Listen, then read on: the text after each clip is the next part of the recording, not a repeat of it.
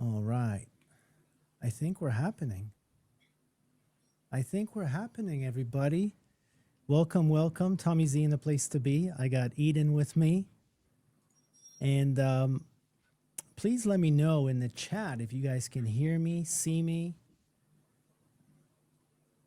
It's happening. Oh, yes, it is. Let me know where you're coming in from and what the temperature is, where you're at.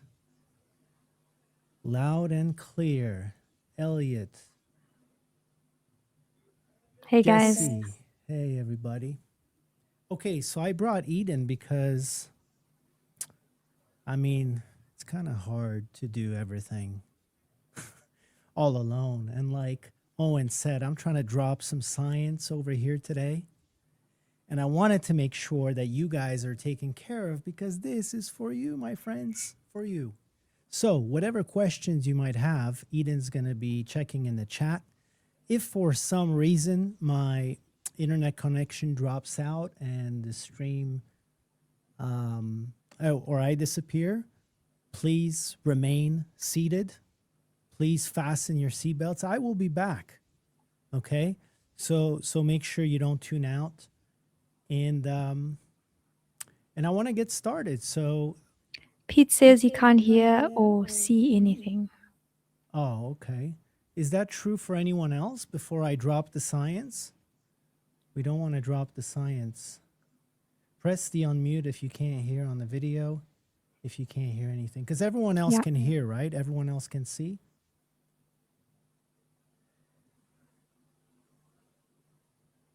So press unmute for your microphone and video to see us and hear us. Yes. There are some folks who are still having issues, but I see in the chat there are others who are not, and they are restoring sight and sound.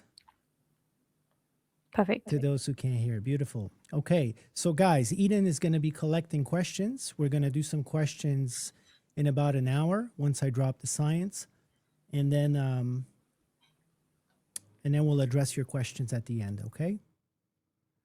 So Eden, I'm hiding you. Okay. All right, let's get started, guys. So, welcome to the Hidden Path. You already know my name, or at least some of you do. Tommy Zee in the place to be. I'm very happy that you're here with me. I'm happy to be doing this live. I'm happy to see so many people in the room now. It's very beautiful. It's very beautiful. So my hope is to give you some hope today. Encouragement, instruction, inspiration, a path and a prescription. Okay? We have to face reality as aspiring musical professionals. I call the times we are experiencing right now the flood, okay? That's the reality. Let me explain. We have about 100,000 songs being uploaded every single day to Spotify. And you know AI is generating a large percentage of them. 45.6 million songs have never been played. Not once, all right? And as everybody knows who's tried to feed their families with streaming royalties, we're talking about micro pennies, 0.003 per stream. It doesn't look like any streaming platforms are about to get generous with us, all right? As I mentioned, the flood is also happening in large part due to AI. 34% of daily uploads to streaming services are now fully AI generated. 50,000 AI generated tracks are uploaded per day, up from 10,000 in January 2025. So you guys can see this is exponential flooding that's happening here. And if anyone's ever experimented with Udio, with any of these AI music generation platforms, you can see how quickly they can generate really good, really decent sounding music, right? So this is in large part contributing to what I call the flood. Now, I see music gurus, music influencers running all kinds of YouTube channels still talking about build your Instagram following, Post every day, grow your audience. Then maybe you can sell your music. But my question is, Uncle Z is asking, sell it to whom? To people who are streaming it for free? Or so we can pick up our micro penny check with our royalties? Folks, there's no denying it. There's no doubts about it. We are experiencing a flood. We are in the flood. There's content everywhere, no lack of it in our feeds, and value nowhere. Now, some musicians, a lot of musicians, in my opinion, are going to go extinct. Some, however, won't. And the thesis, the theory behind today's workshop is that the ones who walk the middle path, and I'll explain what the middle path is in a little bit, are pretty much as good as gone. They're going to become dinosaurs. However, the musicians who walk the hidden path, which is not going to be so hidden after we're done today, are going to be the ones who have a chance to survive.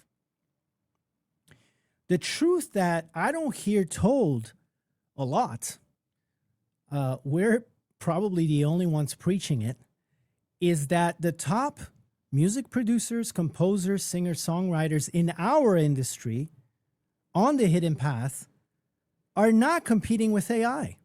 I'm talking to them every day. Is AI involved? Yes. But is there absolute need for human supervision on the composer level, songwriter level, music producer level, session singer, session player level? Absolutely. Do you need to run a content treadmill in order to stay relevant? Because that's how it feels today, doesn't it? If you're not posting on Instagram, if you're not on YouTube, if you're not running on the content hamster treadmill, you're invisible. That's what the world tells you, but actually it's not true at all in our case. None of the composers that are busy in our business, none of the music producers that are hiring these composers have social media accounts, except like for friends and family, okay? And so none of the professionals in our industry are counting on viral videos, are counting on followers, counting on algorithm to discover them. And this is why I call our path the hidden path. Because it's not really visible in your feed, okay? Except for Uncle Z showing up in your feeds once in a while to spread the good word, give you some hope, and a prescription for how to survive in a flood, okay? So, for those of you who don't know me, and I see in the chat there is a bunch of names that I recognize, and I'm really happy to see you, but I'm sure there are people here who don't know my story. About 20 years ago, I was basically like many musicians out there. I really, really, really wanted to spend most of this precious one and only life sitting in the studio, strumming, humming, tweaking knobs, pressing buttons, creating goosebumps. But I wasn't really sure how I could make it my career, okay? And I know a lot of you have day jobs that are completely disconnected from your musical passion. You got to pay the bills somehow. And then you get home at the end of a long day, fulfilling somebody else's dream. And you're trying to figure out, okay, I have like 2 hours left, 3 hours left before I go to bed. That's a lot of time, actually. For those of you who have families on top of that, how do I use the time to actually create momentum in my music career? That's exactly what I was wondering 20 years ago, trying to keep my music dream alive. I already had some of that schedule filled because I was a DJ, playing 2-3 nights a week in big Toronto clubs, sometimes internationally. But still, I knew that I was not going to be a DJ for 20, 30 years. In fact, some of my favorite DJs, the ones that I looked up to, the ones who were stars, they were working at the Apple store a few years after their DJ career ended. And I was like, I want my music career to last.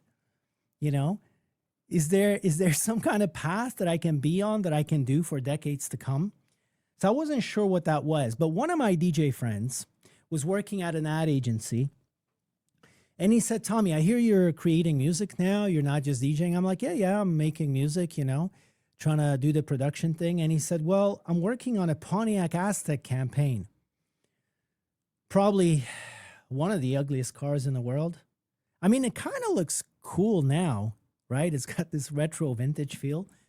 But anyway, he said, can you make some music for our commercial? And I'm like, I didn't even know that's a thing. Is that a thing? Like, what happens? How do you do that? And he's like, well, I'm going to send you a brief. I'm going to send you some materials. And then you're actually going to create this song from scratch for the campaign. And I'm like, okay, that sounds pretty fun. Let me do that. So I did that. And it took me probably an evening of work in the studio. I sent it to my friend. He sent it back saying, I have a few comments, few revisions that I want you to work on. And I'm like, okay, fine. I went back to the studio, probably another couple of hours.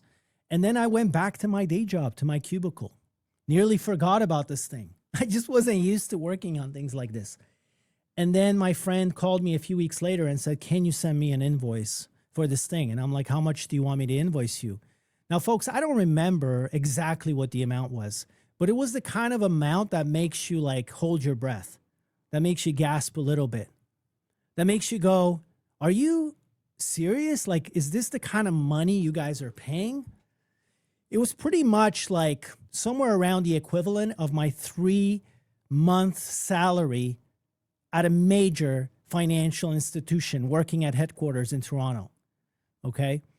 Like full-time job, 90 days of work for 2 hours or 2 evenings of work in the studio. That's how much the check was. And that literally changed my life on the spot. I was like, does this actually exist? I mean, is this actually a regular thing? Is this happening all the time? And it ends up that, or I found out anyway, that right under my nose in Toronto were all these studios that were unmarked, that I didn't even know about, that were only and strictly and solely creating original song scores and sound design from scratch for big brand campaigns, commercials, and content. And folks, when I first walked into these studios, I mean, just picture this, right? Like, you're trying to make music your full-time career, right? I went through a phase in the 90s when I was literally looking through the phone book to try to find a studio to record my demo and trying to find $400 an hour to record a demo, okay? Now, years later, here I am walking into these studios and this world opens up to me, which seems like it could be a full-time thing. Not a sporadic thing, not like licensing your music to a compilation once in a while, not like the lottery sync, not like the DJing thing, which you got to quit at some point. This seemed to me like I could do this for decades. And so, and one of the most beautiful things about this path was like, before I was getting home and I had no idea what to work on. So I'd start another loop that probably wouldn't get finished, would collect dust on my hard drive. And I wasn't really sure, like, how do you move your career forward? But when I found out about this industry, there were very specific things that you had to do in order to succeed in the business. Very specific things. And so that gave me the destination. The destination gave me the direction. So when I got home in the evening, there was no more doodling and dabbling. I can't say that it was easy. Okay, I made a lot of mistakes. It took me over a year. I spent like tens of thousands of dollars doing all the wrong things, trying to impress people in the industry. Okay, so if I did it again, I would know exactly what not to do and exactly what to do to narrow my focus and to spend most of my time, energy only on the things that matter. Okay, now sometimes I see in the comments, people ask me, hey, if you're so successful at this music for brands thing, why are you teaching it, right? There's this stupid myth that always goes around that if you can't do, you teach, right? But I always look at like overweight NFL coaches who are really good coaches. And I go, well, maybe you don't have to be playing in the sport in order to be really, really good at mentoring and coaching others, right? But the truth is of why I teach this is because professionally, it's actually good for me. It leverages my skill. I love this. I love talking to people. I love talking to craftspeople, to musicians. I love teaching them. I love seeing them shine. Professionally, this works for me because I'm not a composer. I'm a music producer. I hire music composers for big brand campaigns.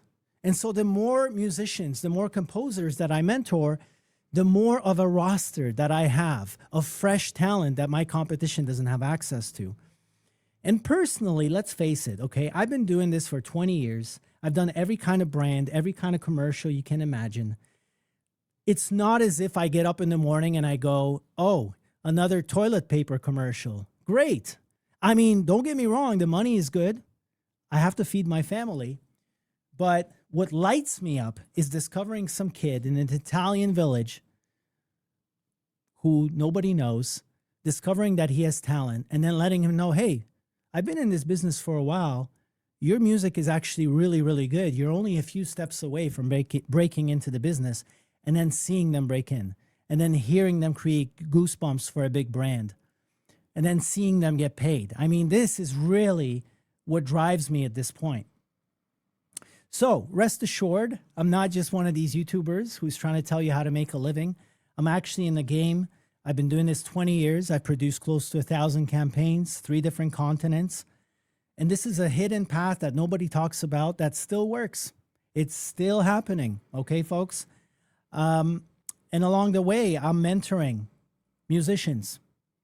Ever since I got into business, I've been mentoring musicians and watching them to go from like doodling, dabbling amateurs who start a bunch of loops and never finish them to actually having a destination, to having focus, to having a very directed way of working so that they harness their focus and their talent on their way to somewhere. And yeah, not necessarily being a star. You don't have to become a star. You don't have to be known. And that's what I love about this business. So a lot of the musicians that have broken into the business, thanks to our mentorship, you've never heard of them. Okay, they're not famous and you don't need to be. Okay, so this is the unique setup that we have. I think we are the only music house / academy that acts as a what I call a triple B, boutique bespoke bottega. If you don't know what a bottega is, in the Renaissance, artists used to basically take on apprentices. People wanted to learn from the master, right? I'm not calling myself a master, but that's what was happening in the Renaissance. So they would go there and the master would teach them. And the way they would teach them is not just from theory. They would take them along to a real commission and the apprentice would be the assistant, right? So this is the model that we're trying to realize, which I believe is a win-win-win. It's a win for the clients because they hear some fresh talent. It's a win for our students because they get to actually work on real stuff. And it's a win for us because we're doing something distinct in our business. So, okay, everybody came here for the hidden path. So we're going to talk about the hidden path. The hidden path is basically going where the money is flowing. All right, that's the simplest way to put it. Now, a lot of musicians are very much hypnotized with the same old way of seeing the world, the same old way of doing things. Some musicians are still trying to make money from selling music. And I know this happens to a certain degree, like there are vinyl sales, there are physical music sales to a certain degree. But to a large degree, the world we know today is very different from the world we knew 50 years ago. And so we need to look at this industry with fresh, new, inspired, and creative eyes, okay?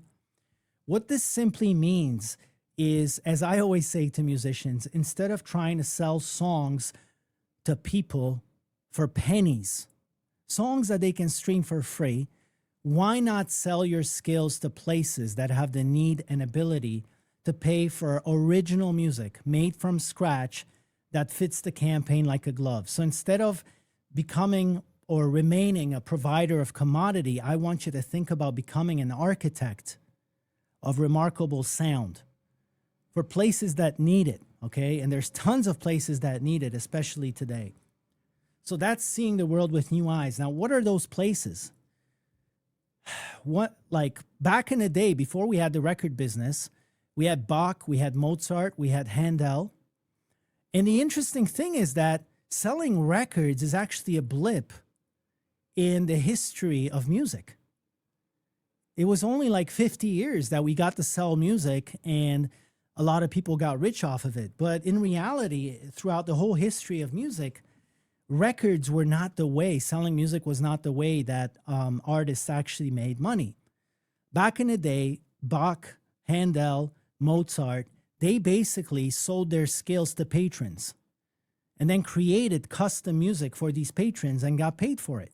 Now, the churches and the kings are no longer patrons of art. Today, the patrons of art are brands, because brands is who needs attention and brands is who needs to stand out on the feed, right? So, and I'm going to talk about this in a little bit, but AI is of no advantage to brands. Yes, it gives them scale. Yes, it gives them speed, but it doesn't give them the unique thing that the brand actually needs in order to stand out, which is brand equity, which is striking a kind of a distinct feeling in the mind and the heart of a consumer, okay? AI is of no unfair advantage because every brand has it, right? But we're going to get to that in a little bit. The beautiful thing also today that is different than when I started was when I started, the brands were basically like the brands, you know, like Nike, Google, Adidas, like everyone tried to basically get a commission on on one of these big brand campaigns. But today, everyone is a content creator, right? And some of these content creators are like kids in Dubai selling soap on TikTok, making millions of dollars a year, and they're becoming brands. And so they're going to realize very soon that AI is not an unfair advantage either for them, because all their competitors are using it, they're copying them. And so soon enough, they're going to realize that, I'm going to have to show up on the feed with something distinct, with some kind of a remarkable craft that stands out. Also, in the past few years, I've been being commissioned to create original sound and music for museums, for ministries of culture, for local business. I haven't done any like music instrument brands, but I've literally scored like probably, I don't know, I'm not counting right now, but like at least 5 audiovisual exhibitions where I didn't make the kind of money that I make in TV ads, but it was certainly decent money, okay? Like really decent money. And so the market is expanding, and that's something that you got to open your eyes to. I want to really, really open your eyes because some musicians have no idea about how much big brands actually budget for original sound and music in their campaigns, okay? So I've been a part of projects where a brand paid anywhere from 150 to 300,000 US dollars, 300,000 euros, 300,000 Great British pounds for 3 seconds of music. Their sound logo, okay? I've been directly involved in these projects. And one of the brands that I worked with actually paid 300 Great British pounds for a sound logo only to decide that they're not going to use it. Still got paid. I mean, I didn't get all this money. I was a creative director at a music house back then. But it's just to give you some perspective that 300,000 for a piece of music that they didn't even use, right? It's pretty crazy. The average TV commercial in the US, let's say a car commercial, will have a budget of anywhere from 20 to 50K, okay? The composer is not going to get all of that. We're going to talk about the math, but that's the kind of money that's basically flowing here on the Hidden Path, all right?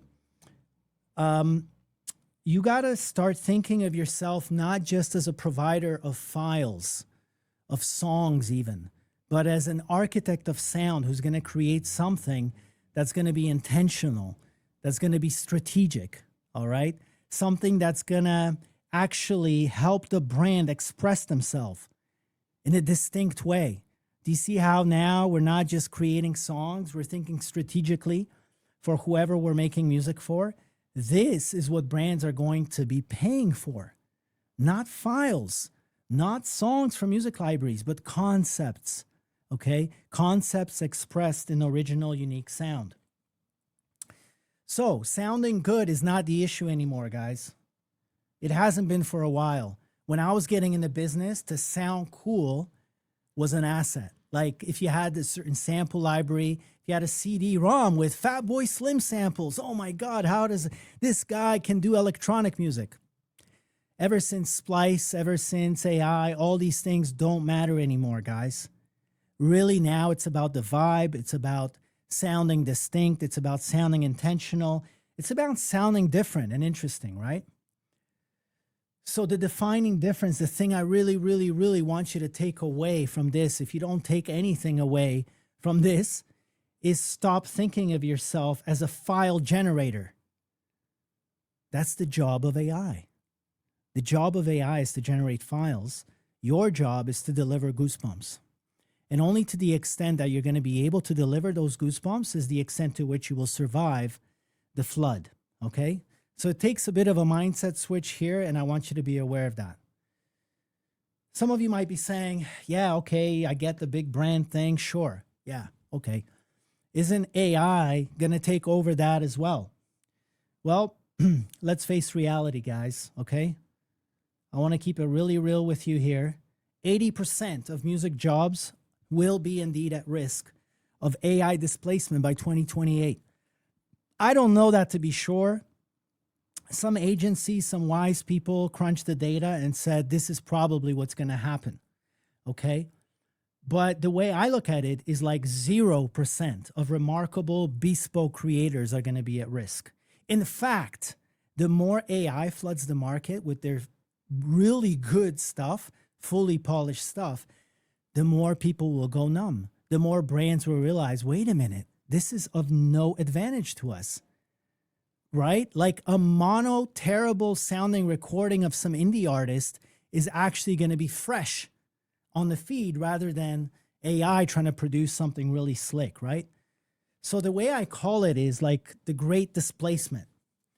And by the way, AI made this slide. So I'm a big fan of like having a certain original thought, maybe not so original in my case, but I do a lot of thinking.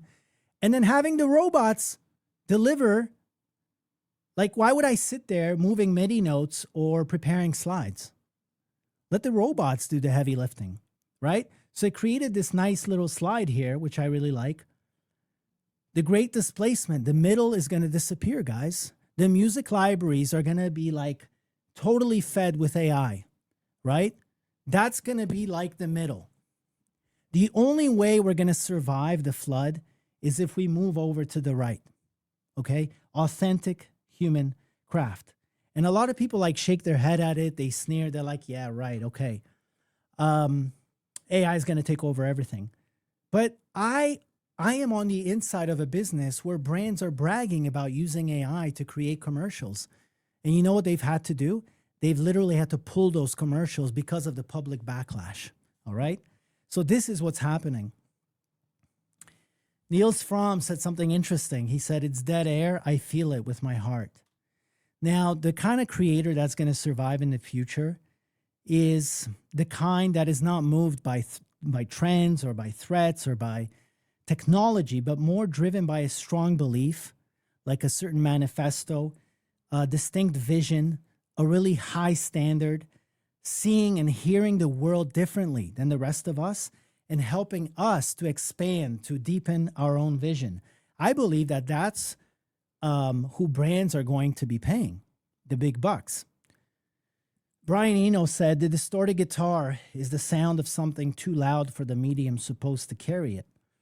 The cracked voice is an emotional cry too powerful for the throat that releases it. So much modern art is the sound of things going out of control, of a medium pushing to its limits and breaking apart. Okay?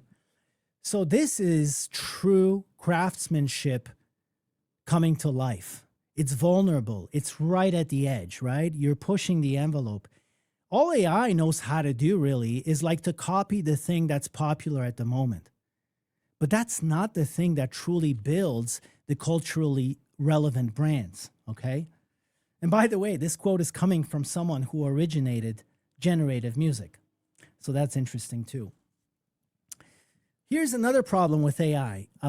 Gareth Edwards, the director, the film director of The Creator, literally tried to like mark up the early edits of his film with AI and like prompting the AI to do like a Hans Zimmer kind of thing, right? And he said, you know what? It was actually pretty good. It was like a 7 out of 10. Really good. But I don't want really good. I want great. I want remarkable. I want 10 out of 10.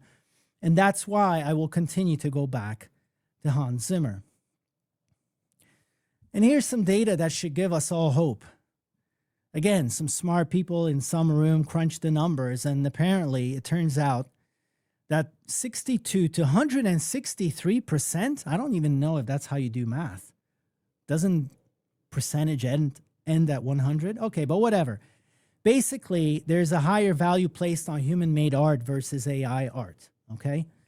And some people might say, no way, you can't tell. Like, music is really, like, songs are fooling people on Spotify. Yeah, they may be right now, but the point is, if every song sounds really great, we're literally going to go back to mono recordings. Like Bob Dylan sounding terrible on an SM58 with all kinds of mistakes. And that's going to be the new art. And AI is going to be scrambling. Like, how do I make the weird shit? How do I make things sound bad and yet good? That's a human job. Apparently, there's a 20 to 30% price premium for handmade goods. Okay, that's cool. I mean, I don't even know how to reconcile these numbers, but I think it's always cool to put like stats and percentages in slides. It makes you look more credible. I can certainly speak with confidence on my own industry and what we're doing and what we're seeing. One last lesson about the paradox of brands. Brands, in a way, are unreal. They're constructed identities. They're manufactured stories, right? And so, like I told you earlier, McDonald's, Google, Coca-Cola, they've already produced ads bragging about how they did it with AI. And then they had to quietly take them off the air because of the backlash. So here's a principle. The last thing an unreal entity, like a brand, wants representing them is more of the unreal. Unfortunately, some chief marketing officers don't realize this yet, right? But they will. So, nothing changes, nothing new under the sun, folks. Ever since I got into business and hundreds of years before that, the only currency that matters when it comes to connecting, communicating, creating resonance with other human beings is called goosebumps, okay? Now, some musicians are stuck in the old mindset. I need you to open your eyes. Nobody's going to pay you to move a MIDI note manually. That's not why you're getting paid. Like, some musicians are just confused. They're like, I worked really hard to move all these MIDI notes around by hand. Yeah? So? The only thing that matters, folks, is what comes out of the speaker and how it makes the people feel. Okay? That's the only thing that matters. So if there's technology that helps me to move MIDI notes around, I'm happy. I'm really happy, okay? If technology can create a bunch of tools for me that can speed up my workflow, I'm really happy. At the end of the day, I'm still the person that gets to decide what I send to a specific person on the other end who's actually commissioning me to create something that will give goosebumps. So goosebumps is the currency, and as long as you learn how to create goosebumps, okay, I think you're going to be okay. I think you're going to be okay, but it's not enough. And I'm going to tell you what other levers you have to pull, and we're going to get into that in just a second. But here's another helpful way to think about it. Instead of being the cook, instead of delivering commodity files, which AI can do, instead of priding yourself that you move your MIDI notes by hand, I think it's time to become the chef, okay? The chef is someone who directs the kitchen. They don't have to cook the egg. right?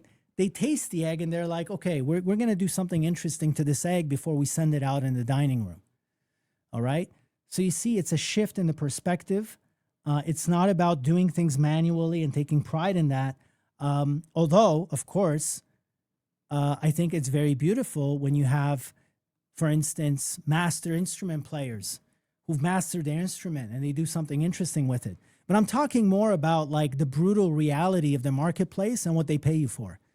They don't care that you're moving the MIDI notes around. They don't pay you for your labor. They pay for the goosebumps, right? So it's really good to adopt the mindset of trying to become the chef and not just the cook. Oh, I had a really good picture here of Rick Rubin.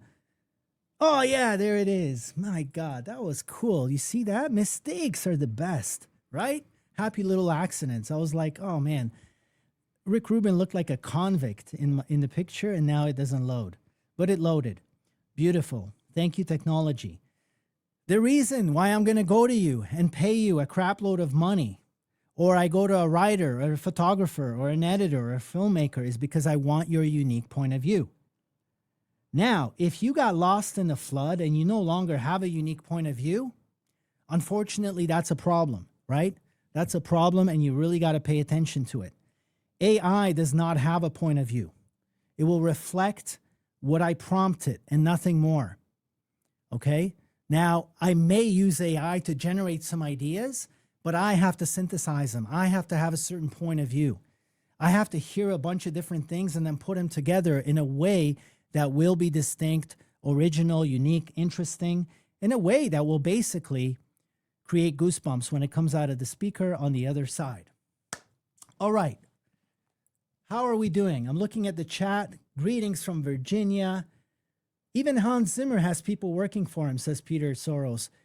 That is true. Now, guess what? Instead of seeing AI as a threat, why don't you see it as an army of composers working for you, just like Hans Zimmer does at Remote Control? Generate a bunch of ideas. Go, oh, okay, that's interesting. Translate it to MIDI. Shift a few things around.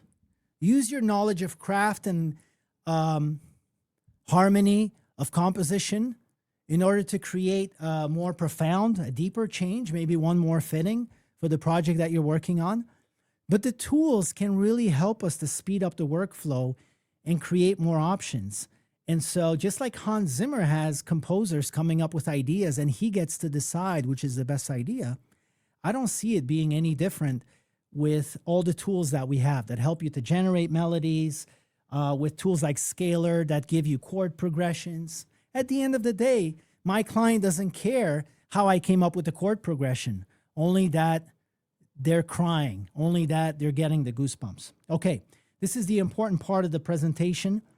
Not that the other part wasn't important, but here are really, after 20 years in the business, the three things that I would tell you to focus on and nothing else. Because the biggest difference between doodling and dabbling amateurs and dedicated pros is that amateurs tend to scatter their time and energy on things that are beyond their control. So how many of you are betting on the algorithm, whether it's Spotify or a social media feed? How many of you have worked with libraries that took half your money, didn't pay you anything up front, and now you're hoping that somebody picks you? Lottery. That's called a lottery. How many of you sent out music to music supervisors who never get back to you, where it's not about you, it's about the song? So again, it's a lottery. It's beyond your control. Maybe they'll come across your song, but guess what? Even if they do, they don't care about you. You are not the source and the solution of their problem. The song was. I'm trying to tell you to become the source and solution of a problem so that they keep coming back to you, asking you, what do you have? What can you make for me? So that's the shift in perspective. And there are three levers that we want to pull, guys. Number one, we can't get away from this, okay? It's craft, all right? It's not just mastering the tools, but mastering your sensibility, who you are as a craftsperson. This is that shift from bragging about moving MIDI notes manually to going, maybe I don't need to move MIDI notes manually. I should really focus on like my stuff giving goosebumps, right? So that means you start not just like creating stuff, but even before that, you listen. You listen to the best music ever made. And if you want a career in bespoke music production, you should definitely be listening to the best bespoke film scores ever made, or something as cheap and terrible and stupid as like the top trending songs on TikTok. I'm not on TikTok. I'm not telling you to go on TikTok. I'm just saying to you that I look at this like a nerd. I'm not interested in a TikTok post. I'm interested why that song became viral. What is it about its mechanics? What is it about its DNA? What is it doing? How is it twisting and turning to cause such resonance with people? This is the stuff you want to get really good at and then start replicating it. Can you actually recreate this dish? Literally like becoming a chef. You taste something and you go, can I recreate that? How would I go about it? And again, I don't care if you use AI tools. I don't care if you use like technology tools. I don't care how you come up with it. Nobody cares. All they care about is that there's an end result. It gives goosebumps and they're not going to get sued. So if you tick all those boxes, you're going to be fine. So it's really like nerding out on the craft and what gives goosebumps, especially, and I keep emphasizing the bespoke thing, right? Because guys, songs alone, there's a lot of songs. But what I'm talking about here is like creating something that hasn't existed before that will match a certain campaign or a piece of content like a glove. That's our only hope for bespoke. You can't prompt AI to do something marvelous that twists and turns in the 13th second and then does a complete switch in the 17th. Maybe that's coming. Maybe that's coming. I don't know. But all I know right now in our industry is film directors want to work with real creative directors. Real creative directors want to work with real music producers. Real music producers want to work with real composers, okay? The only goal, again, is not more gear, not more VSTs, not more whatever. It's goosebumps. Whatever helps you to create the goosebumps, great. If it doesn't create the goosebumps, you're slowing down your progress. You're working on the wrong thing, because if you don't do goosebumps, there's no business. So that's lever number one, craft. Once you have this craft, and by the way, it's like you might be like, okay, so this all makes sense, but like how exactly do I improve my craft? Here's a real quick tip. Go to adsoftheworld.com or download anything that you see has like millions of views on TikTok, Instagram, YouTube, whatever. Download that onto your local computer, drag it into your DAW, see what is the anatomy of this track, try to replicate it. Okay, try to replicate it, put your own twist on it. Congratulations, you're actually learning how to create bespoke compositions that create resonance. Now, once you have a bunch of these compositions, you want to showcase it. Now, I don't just want you to showcase your compositions. I see a lot of musicians in our academy like putting up a website with a guitar or a microphone on the homepage and then the reel. I don't care about your microphone. I don't care about your guitar. I don't care about any of that. What I'm actually choosing is the person who I'm going to be working with on a solution, right? So if you're a person, then you have to be a person of substance, of a certain style and sensibility. Otherwise, you're a robot, right? I can go to a music library. I can go to AI. I want to work with a person. So I want to know, what's your vision? What's your credo? What do you believe in? What do you stand for? Why do you do things a certain way, right? So I want that, and I want to hear music that I could instantly picture in a commercial. And how do you come up with music that I could instantly picture in a commercial? Rescore commercials. I know it's so simple, it sounds stupid, but like most people try to fit some song that they did 2 years ago onto their reel. Don't do that. Just score top commercials with your own interpretation. And then as long as you have that sensibility, a music producer like me will be listening to it and go, this sounds like it could be in a commercial. Well, no duh, you scored it to a commercial. The 3-3 rule, what is that? You need to get the attention of a music producer in the first 3 seconds. By music producer, I mean the person who's going to hire you. We're going to get to that. And then in the next 30 seconds, your song has to change three times. This is the essence of our world. You get the attention right away, and then your song goes through gear 1, gear 2, gear 3, gear 4, right? It's a storytelling structure. The future belongs to the weird and wonderful. When AI is basically giving us all kinds of things that sound polished, the weird and wonderful is going to win. And again, you want to actually involve technology and robots in helping you to build your showcase. The presentation you're looking at right now, my site is actually built with the latest technology and the latest tools. Okay, because when it comes to my showcase, I want to make sure that the people at brands and agencies who look at my stuff, and even you guys, you look at it and you go, man, this is well put together. It gives you a certain sense of my sensibility, right? I want the same for you. I want to tell you a short story. I used to host my website on WordPress, and I hired a designer for thousands to design my unique brand. And then I paid developers thousands also to get the brand working and to get the website working.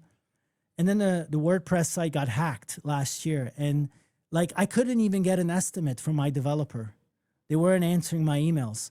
And I was like, do I really want to spend thousands again to rebuild the site? So I just quickly learned what technology and what AI tools there are to build sites now. And how can I express my unique essence and sensibility by using these tools and actually do it myself? And then by the time they got back to me with a multi-$1,000 quote, I was like, I'm already done. I already built my website. I already have everything. I even programmed it to have like all the interactivity, to have a unique instrument on there that people can play with. All of the stuff that you guys estimated it would cost thousands.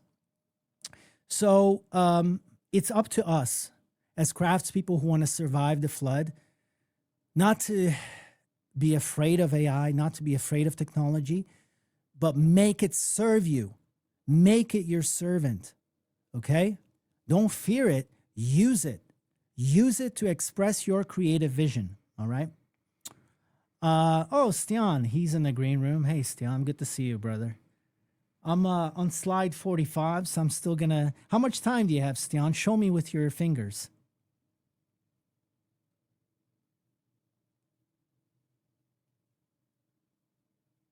Ten minutes. 15 minutes? Okay, 15 minutes. All right. I want to bring Stian in because he's one of my former students. He's probably one of our best case studies, but I'll bring him in later because you guys might have questions for him as well. Like here I am as a music producer who hires musicians, and I'm teaching from kind of like up here, but Stian is like on the battlefield, literally applying everything I'm telling you right now as a freelance composer, singer, songwriter. So I want to bring him in. But guys, at the end of the day, it's not about the tools. It's not about the tech or the gear. Don't get involved in these stupid discussions about, oh, AI is evil, or, oh, this is... I don't know if it's evil or not. It's all neutral to me. It's a plugin. It's a tool. I'm going to wield it in my hand and use it to express my vision, okay?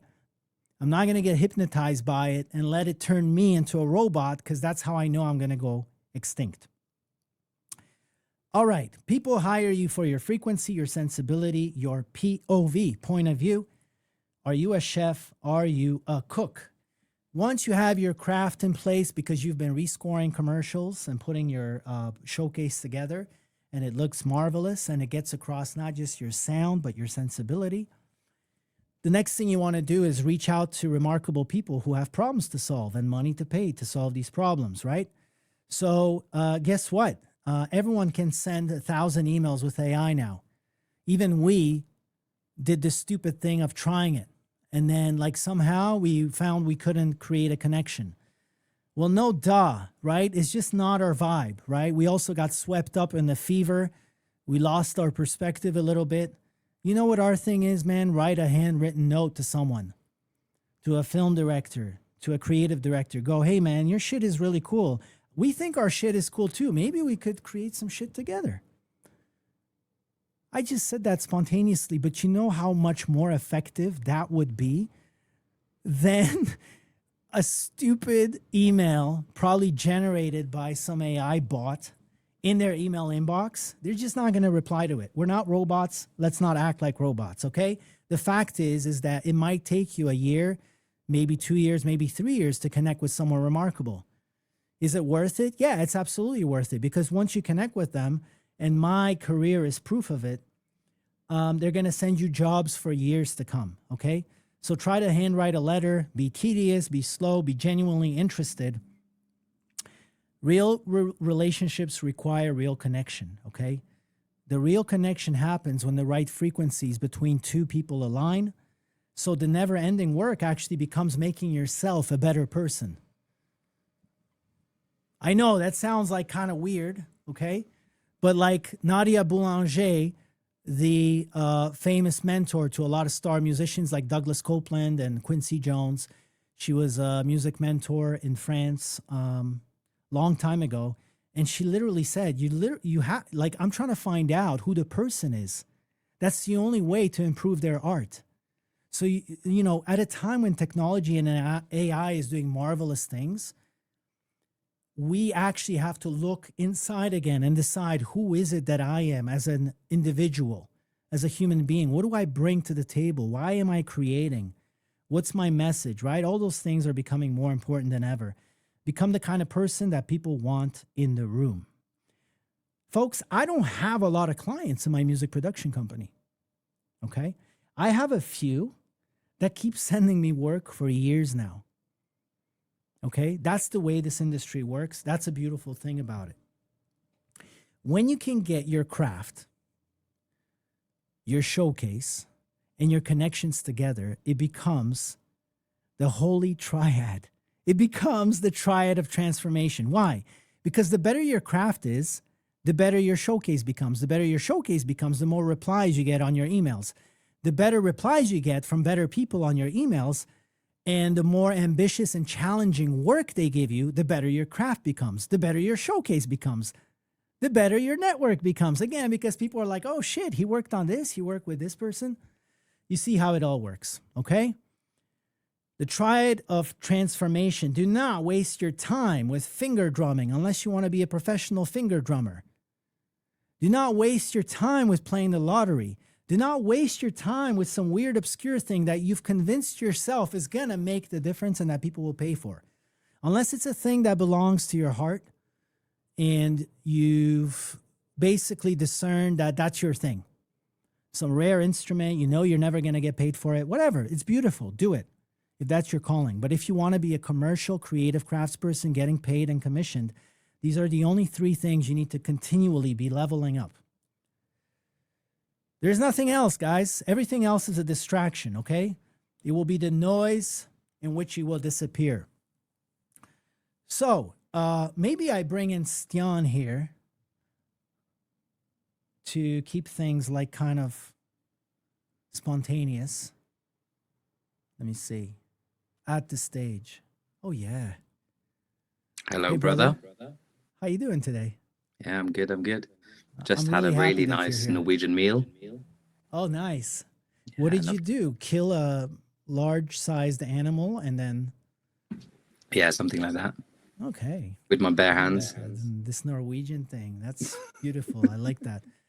Okay, so Stian, I wanted to bring you in because I want to share with people the unique path that we're on, right? Yeah. So, like, you know this already, and I know this already, but because I've been talking about principles, and the principles drive your career. But some people might be like, okay, but tell me some specifics. Well, here are the specifics of the hidden path, guys. Brands hire ad agencies hire production partners, include music production companies that we call music houses. Music houses have music producers, people like me, and then they look for people like Stian, who's a freelance composer, and he actually will compose original songs, scores, or sounds for the music producer at the music house and get paid for it. So, Stian, tell us a bit about how many projects have you done since you graduated from our academy?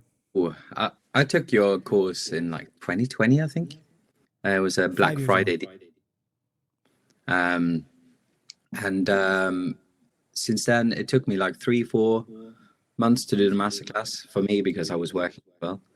And then I started building my career, just reaching out. And since then, since I've sent my real emails, would have been like probably this time, 2021. I think I've done about 250 to 300 jobs. And I win about 10% of them. So basically, you've done 300. People have commissioned you to create something 300 times, Yeah. and you've won 30 times. Yeah. We'll show you the numbers, guys. We'll show you what that translates to in income. But is there anything you want to say about this path? Like, if you were to give a crisp, clear sentence about, like, is this path still working? Yeah. Was I lying to people about AI? Like, it's finished. You're not, you're now hunting for big animals to try to eat. You're not getting paid anymore. Like, just paint a perspective of what's happening. I've seen AI a little bit within this industry, but mainly in the video side. So AI is often used as a tool to make pre-visuals. So like before they go out to film it, they often make storyboards, but they use AI now to make the storyboards so they look more like a video. And then they go out and film it properly. And that's mainly how AI is used. I've had one time where the reference track was an AI track. And they said like, but I think this is like out of the 300 demos that or briefs that I've had, one of them, the track was made by AI, and the music. And the film production company was like a bit in love with it. And then they asked me to make a copy of it. Because they didn't ethically wanted to use AI. Right. And I think that's what it's going to be like. I think maybe AI is going to be used for sketches mainly. And then because companies want to use real people. Because, yeah, I think ultimately AI is going to be like, it's going to take over for a while. And then it's just going to go back to the real. People are just going to really, really want to use the real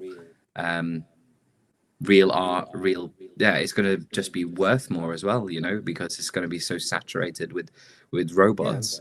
That's exactly how I see it.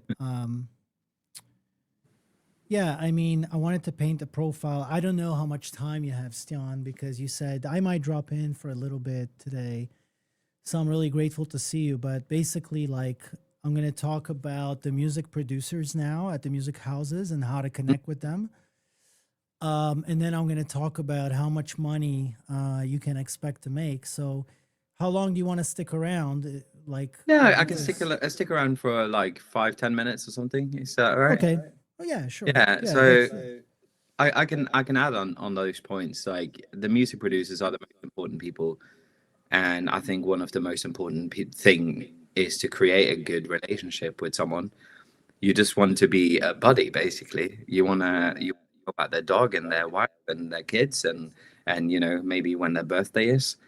You want to get to that level where you can actually, when your feedback or their feedback on one of your demos are not like, Stian, your demo was really good, but can you do these changes? The feedback is like, what the F? This is the best thing I've ever seen. Or like, them just being a mate. And I think that's the most important thing. Just be yourself, be likable, and say yes, I guess. That's if I can give some tips. In terms of how much you can expect, I'm normally like, right, any the demo fees. I don't know how much you've said about this, but like in this industry, there's like demo fees and win fees.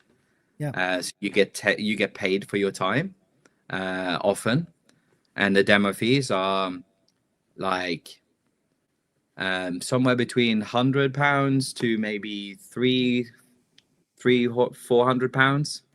That's normally the demo fee. And then, or dollars, up to $500 I've gotten for demos sometimes if it's something special or something extra I need to do. And then the win fee normally sits somewhere between $1,000 and like 10 grand. But they normally sit mainly on the lower side of that. I would say the most normal is maybe 2-3 grand. Right. So there's no clear math of the path, but like basically, if you manage to get a few contacts sending you one piece of work a month, let's say you had 10 trusted contacts sending you one piece a month, basically you're making 3 grand in demos every month. Yeah. And then let's say 1 out of 10. And guys, don't get discouraged. These are normal numbers. Like even the best composers in our business only win 1 out of 10 submissions for a bespoke thing. So the thing to keep in mind is like, you don't fail when you don't win. You fail when you don't impress the music producer. Yeah, absolutely. I think that these figures here are completely correct. That this is like, I sit in the ballpark of that. Which is really nice. And sometimes you have a few wins that genuinely, like I had a win recently, which was 9 grand. And that was pounds as well. So that's even more. But they are like unicorns, you know, they come every now and then. Sure. What you really want to build is this rhythm of like having trusted contacts who give you opportunities, and you just nail them out of the park and you give them goosebumps, right? Yeah. Before I let you go, Stian, to your animal. Nice. I'm having gluten-free cookies now. Abby's made it, my wife. Oh, nice. Beautiful. I like that. Gluten-free cookies for... Bring some next time to the stream. Sorry? Bring some next time. Feed the people. The cookies. Yeah. Thank you very much. They have probably get enough cookies from the internet. Stian, I see musicians making a lot of mistakes. I try to sum them up into like 3 main ones, but like, what would you say were the biggest mistakes you made? Like if you were to prevent others from making, what would you say? Ooh. I think my biggest mistake was the opposite of number one. I think I really wish I knew about this when I was 25, because I was like, I don't mean to brag, but I thought, like, if I look back as me as 25, I was a decent producer even back then. But I didn't get into this until I was like 30. And now it's taken me 5 years to get to a point where I'm comfortably living from this. And if I had started at 25, I could have comfortably lived from music in my early 30s. And now I'm in my late 30s. So I guess that's my mistake, that I didn't look into it. I think I was like so focused on having like a folk band career where I was releasing music. And to be honest, I knew about sync. We had landed some really good syncs with our sync agent, but sync is like a lottery. And I didn't know about this side of anything until like your beautiful face popped up on Facebook. And I thought it was a scam, and then it wasn't. It was basically the catalyst that changed my life, so thank you so much, Tommy. That's awesome. I really appreciate that you did, man. Black Friday advertisements. Yes. No, I appreciate, and that's why I always want you here, because I want people to hear this, that, this is a real thing. If you have the skills, obviously, and you're willing to do the work, it's a real thing. So, but delaying, a lot of talented musicians, I think, like you, delay also because they're not even sure how your music ranks, like in our world. So sometimes you just like, I think you just paid money for me to say like, yep, you belong. And you're like, okay. And that's it, basically. That's kind of it. Like the masterclass was great, to be honest. Like I learned a lot, but I think what I took most from the masterclass was just the industry part of it and learning about it. I think some of the homeworks are going to be really helpful for some people and getting feedback and stuff. But I think for me, I think I was kind of there already. I was ready. Yeah. straight from the get-go, but I just needed someone to believe in me, and that's what you did, and that was Yeah. awesome. Yeah. I It's great. totally agree with Andre. LinkedIn has been amazing for me. I actually paid like LinkedIn Pro for a little while, and started like posting a little bit on LinkedIn, just little things about music, you know. And then suddenly I just got loads more followers by being on LinkedIn Pro, and then I just started reaching out to people on LinkedIn and finding their emails, and that has been That's super amazing. helpful. That's Um, amazing. yeah, I Um, remember I reached out to 5 people after doing that kind of a LinkedIn search, and all of them got back to me, and I have had like 5 new music houses to work with, which is awesome. So now I'm on the 15 good contacts. that's amazing. Yeah, And that's awesome. something that I want to update as far as like our workshop that we give to our students on the inside, which is like, yeah, how are you using LinkedIn, for instance, right? I'm so old school. I'm still sending carrier pigeons to a film director saying, let's work together, right? It surprisingly works really well, I would love especially to see today. that. Yeah, Sounds a yeah. bit Game of Thrones.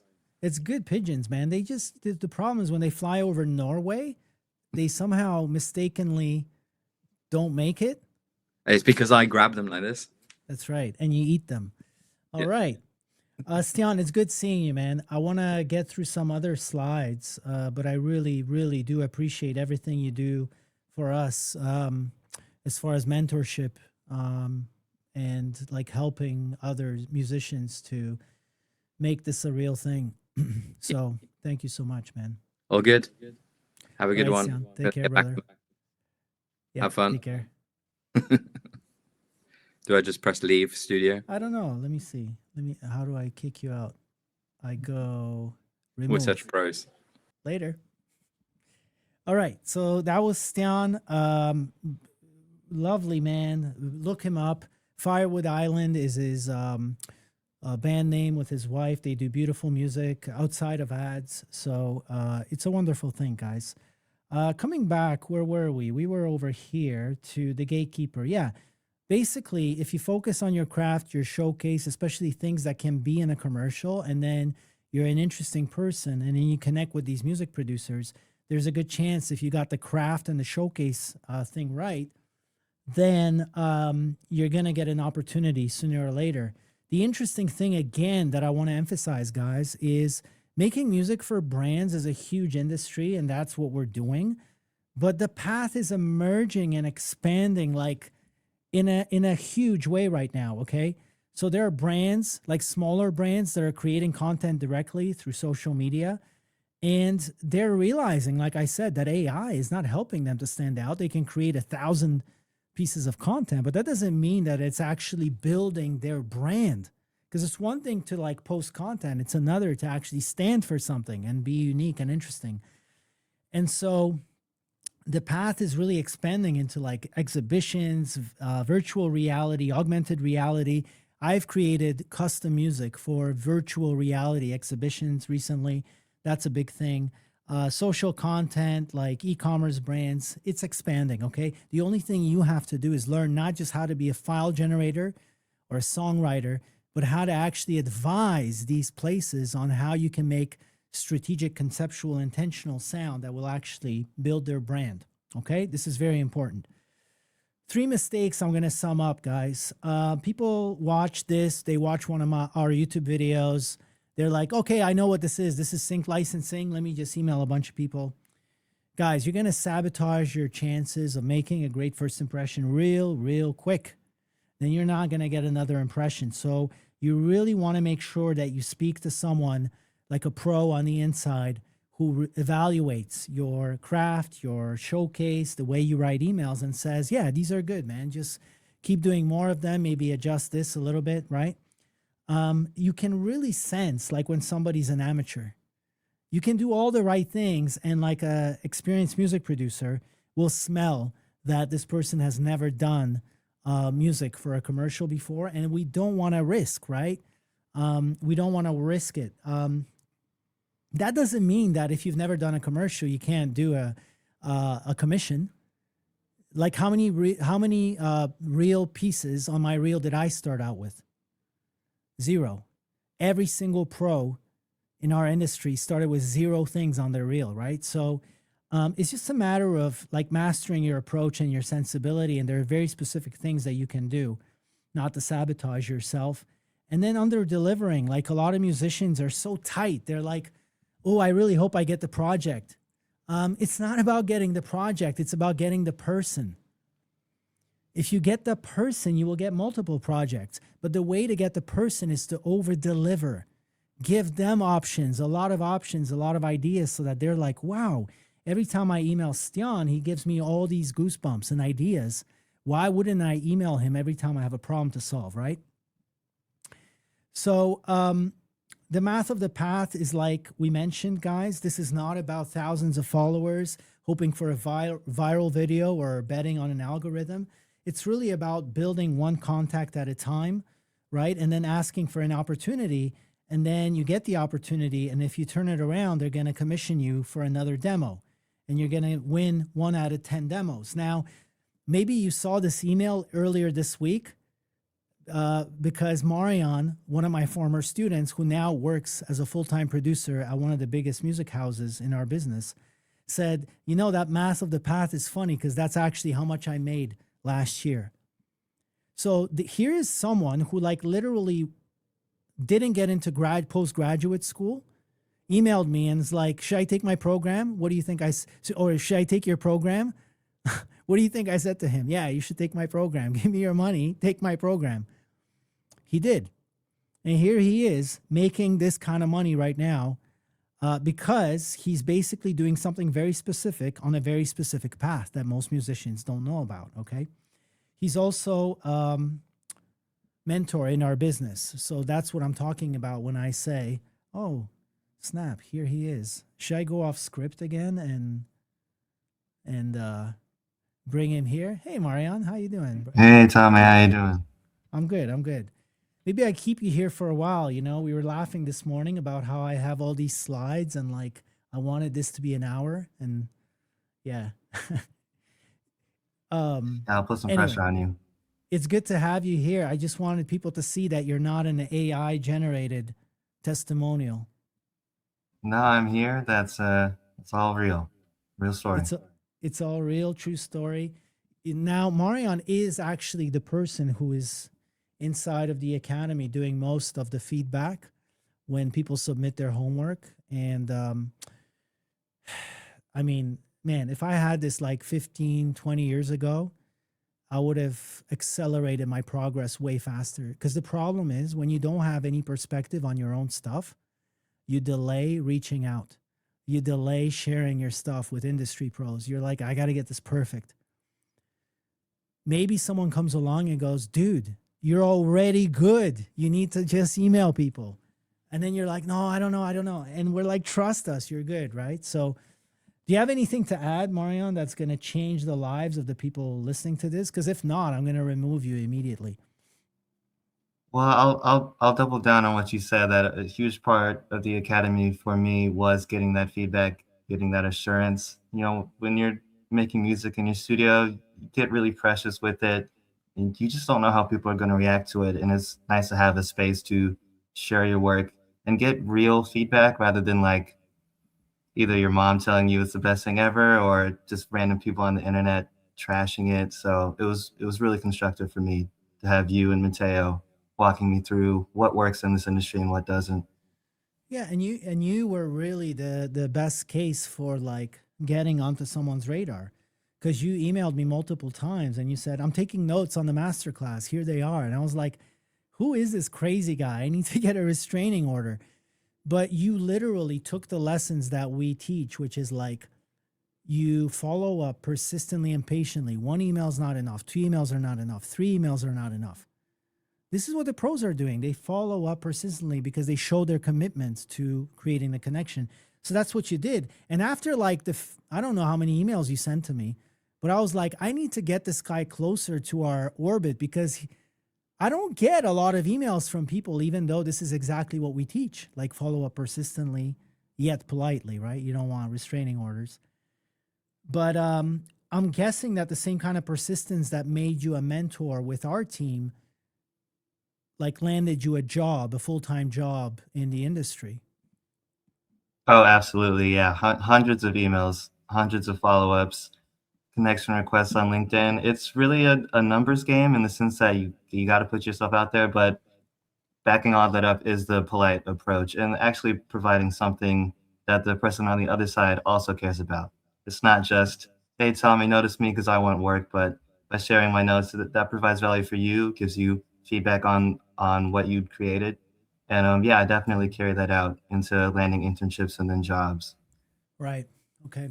Well, I'm really happy that you got success in the business because I would have felt real crappy by basically advising you to go on a path when you were vulnerable, not getting into your postgraduate. You're probably lost. You're like, your your stuff seems real impressive, but it's expensive. Should I? Yeah, you should.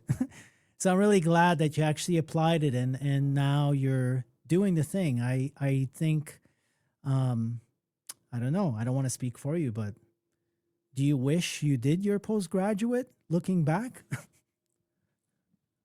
Um, Man, I mean, it's a lot more expensive than this. I can tell you that. I don't know what situation I'm in.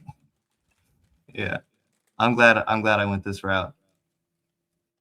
Beautiful. Well, I got to kick you out because I got to keep going with the slides. Drop some science. All right, Marianne, really good to see you. Oh, he knows how to exit himself out of the situation. Nice. Okay. Saves me a button click. Let me go back here. Guys, how do you survive the flood? I've thought about this for hundreds, maybe thousands of hours to try to like really put it to you concisely. Really, it's about going from chance to going into control, to putting levers into your own hands that you can actually influence. Okay? This is what this is all about. Most musicians are basically creating and then posting and then hoping. What I'm saying is like, no, become the source and solution of bespoke. Become a custom tailor. Don't just create a suit and hang it on a Zara rack, hoping that somebody will come across it. Become the person that makes magic happen for really specific problems and situations, okay? All right, folks, let's keep moving. I want to show you some work that our students created to give some goosebumps here, all right? Because we're musicians, we want to hear some music. So let me play you this spot that was a collaboration between two of our students.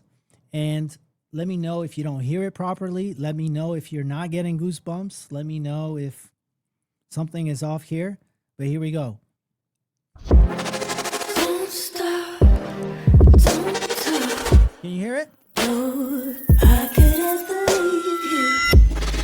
Look alive when you smile. That's right.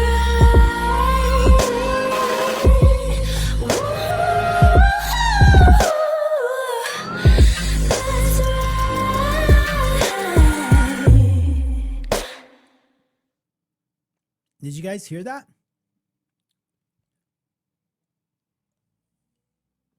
Please let me know in the comments. I want to make sure that the sound is coming through. Let me just check the feed here. Yeah, loud and clear. Beautiful. Okay. I wanted to show you this because, guys, we live for this. People say like, oh, jingles. No, not jingles. You can create goosebumps. Real brands want real goosebumps. They want real crafty stuff. They want stuff like this, okay? So you can see now why it's easier for me to get up in the morning knowing that I've just helped a couple of people who didn't know about this business create some goosebumps on the big brand campaign that a lot of people will see, right? And before they didn't even know anything about this world.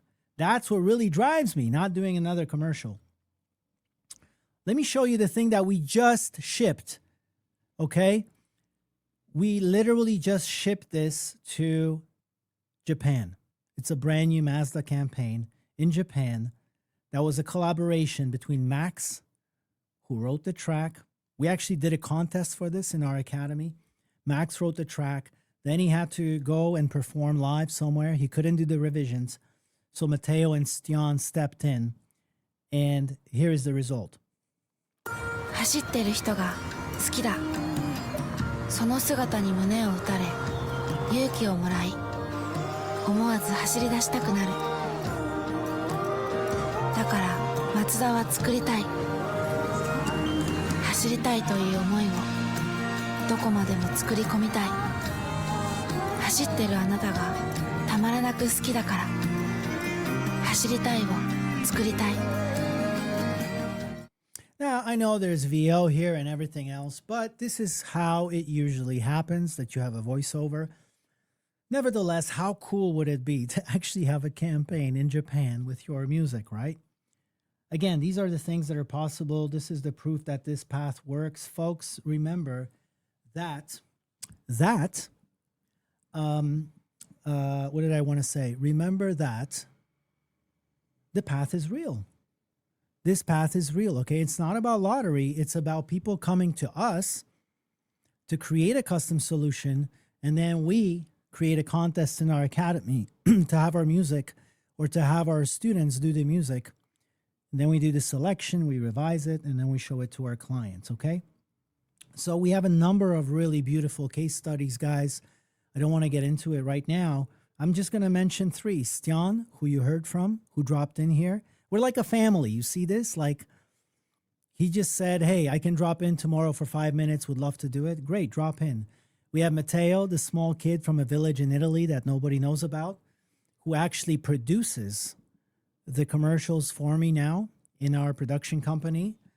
And 5 years ago, he didn't even know about this business. And then we have Marion, who joined our academy not knowing anything about the business. Now he's not only working full-time in the business, but he's also mentoring other musicians, okay?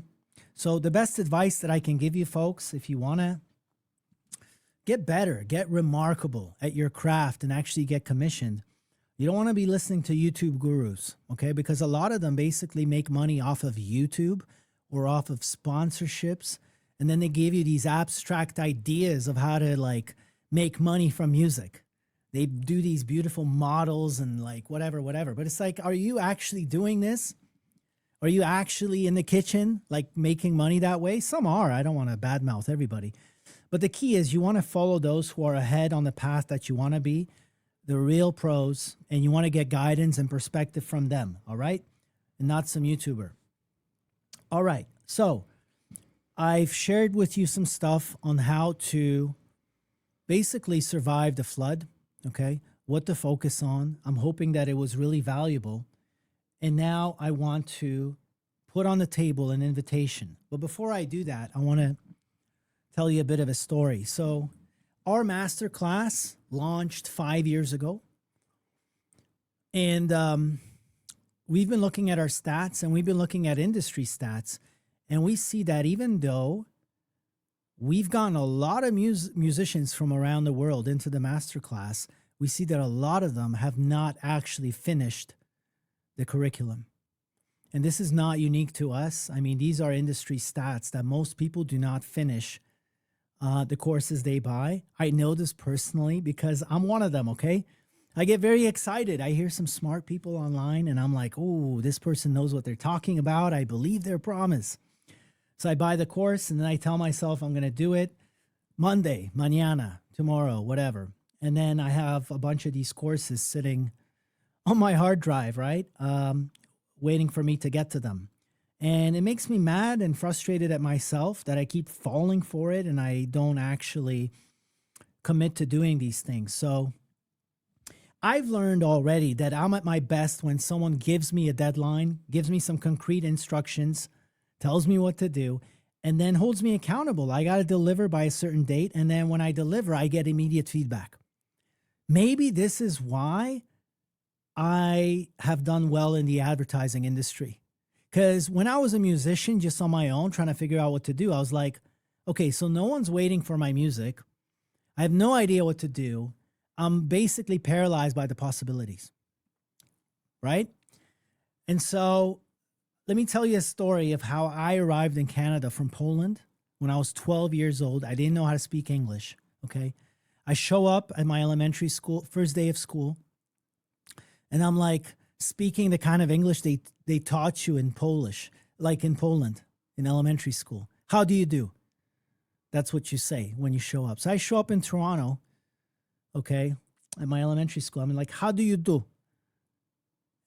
All these folks gather around me. I've never seen like 12-year-olds who are like 6 feet tall, but they existed. They're like, what? How do you do? Who are you? I told them my real name. My real name, by the way, is not pronounceable by the human tongue. I told them my real name. They're like, nah, you're going to be Tommy Zee. So ever since I've been Tommy Zee, right? And then people marvel, like, how did you learn English so well? Like, English is my main language now, even though I'm fluent in Polish. But I learned it because I had no other choice. I didn't have any options. I didn't have any people to speak Polish to. I was basically on the hook. I had no way out. There was no escape route, right? And so that's something that gave me food for thought when I thought about our academy, our masterclass, and what we're doing. So this year, as I basically meditated and reflected on what do I want to do this year as far as my production company, and what do I want to do with how we mentor students. And the theme for me this year and for everything I'm doing is returning to the real, okay? Like betting on the brand, betting on myself as a mentor and a music producer in the business, and doing things differently, not just being another online course guy, which I'm sad to say sometimes I became in the way I communicated, or like, you know, trying all these online tactics, like blah, blah, blah. Like, nah, I'm just going to be the guy that I already am. Tommy Zee, the music producer, the mentor, the person who's always trying to build a family and elevate the frequency, okay? And so basically what we've come up with that I want to invite you to is called the ARC. You get it? The ARC, because we're going to escape the flood. And the abbreviation here is the accelerator for remarkable craftspeople. And what I want to do is basically reflect the conditions of our industry. Not like sell you an online course where you maybe will get to it someday, maybe you won't, 90% of you won't. But instead, make it a sprint. Give you a bit of a taste of what it's like in our business. Like literally replicate the conditions, okay? 12 weeks, and you don't just leave with like more knowledge, you literally leave with everything that we talked about here today. So a portfolio that's going to give people goosebumps, a website that's going to give people goosebumps, an outreach system that's actually going to make people respond to you, the confidence and clarity to actually go out there. We're going to let you know when you're ready to go out there and get your first of many commissions, and to literally just have you surrounded by mentors, people like Stian, people like Matteo, people like Marian, people like me, who are on the inside of the business, okay? And telling you exactly what to do each step of the way, right? So we're talking about a 12-week sprint, 12 live sessions where I basically take the master class that I know works, except it's 40 hours. It's basically like everything that I know about life, that I know about work. I've put everything in that master class. It's 40 hours. And by the way, you get access to that. But what I wanted to do is look at 2026 and beyond realistically and go, yeah, but like this is what's happening now. We're flooded by content. What we actually need more of is a transformational experience, a conversation like this, live, right? Where I get some feedback, I see the questions, I see all of that. So in 12 weeks, basically, we cover the foundation. You understand the industry inside out.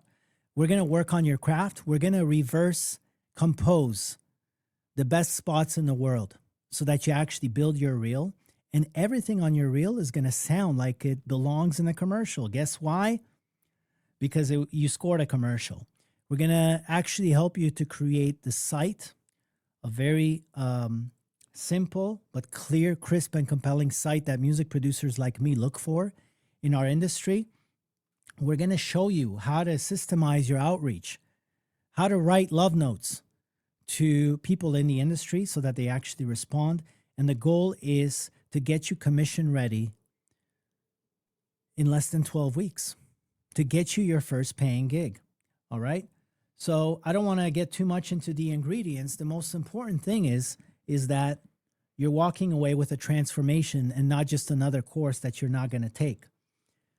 Now, the one thing I know about a lot of musicians is they say, "Oh man, your stuff is way too expensive." And that reveals to me immediately the mindset that I have. Because imagine when you're used to selling a 3-second sound logo for a big brand for 300 grand and they don't even use it, you can understand how way too expensive is a bit of a different thing for me than that musician who's never experienced it, right? So I find that a lot of amateurs usually ask about the price. They see the cost of everything. But the difference of people like Marion, for instance, is they appraise the value. Like, what am I getting out of this thing and how much is it going to be, right? And then they calculate the value. So if we were to sit down with people individually and like actually try to review their portfolio, their site, their outreach, I mean, you're looking at least 6 grand, if not more. We used to charge $500 a month for our yearly community, which is something that you would get for free. So you'd be surrounded by people like Evo, Marion, Fiona, Max. We are normally running contest briefs in our academy. I don't exactly know when a contest is going to happen because it depends when a production comes into our production company. But as a part of this ARC accelerator, I'm actually going to have a contest whether we have a gig or not. So I want to basically replicate or simulate the conditions that happen in our industry. Give you a deadline, give you a challenge, and then have some prizes ready for you to go. Cash prizes. Not like headphones that you already have, but like cash prizes. Personalized feedback, of course, is very hard to get the ear and the time of industry insiders to listen to your stuff. And if you try to do that, you automatically betray yourself as someone who actually hasn't done the thing that you want to be doing. So this is why we become that safe space where you can ask for feedback and feel comfortable and confident that you're going to be ready when we tell you you are ready, right? I think that is the biggest value more than anything else of what we're doing. So you're probably looking at, I mean, it's an arbitrary figure, right? 11 grand. If you asked Marion, if you asked Stian, like, would you give me 11 grand right now, knowing what you know now? I'm pretty sure they would say yes. It's not going to be 11 grand though, folks. What we're going to ask you to invest for those who are interested is something that's going to return to you with one commission. Literally one final fee would take care of the arc. Okay. And this is a transformation that you have for the rest of your life. Okay. Because we're talking about how to put your craft together, how to put your portfolio together, how to actually connect with people. These are skills that no matter what you do, video games, you want to make music for films, you want to make music for brands, you want to make music for exhibitions, doesn't matter. They require those 3 levers that we spoke about today, right? So the full experience, which will include the live calls and our personal mentorship from me, from Marion, from Matteo, maybe from Stian, if he does some live calls to look at your work. That's the ultimate package. You see that on the left.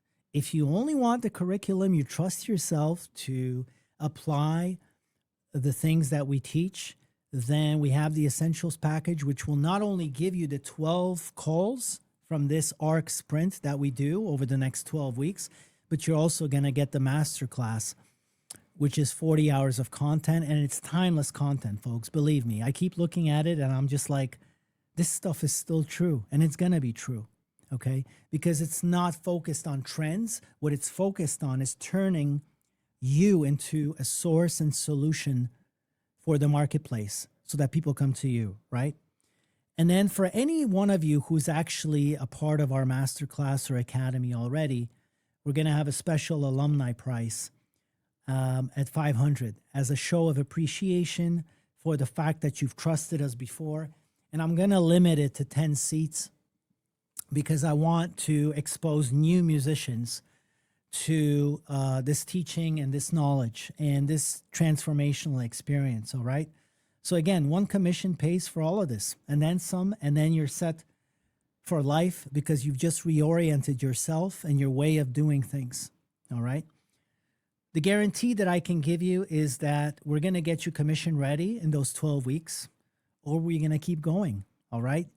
If you're not feeling commission ready by the end of the 12 weeks, you remain in the community and we keep working with you. And we've had musicians who entered our academy. We've heard their stuff, and I'm like, there's no way this person's going to be making music for brands.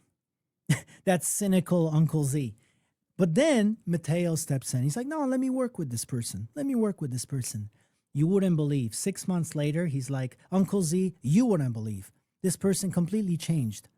I just told them specifically what they have to do, and they did it. They applied it, and now they're a totally different person. Okay? So that's the guarantee I'm going to give you. We don't leave anybody behind.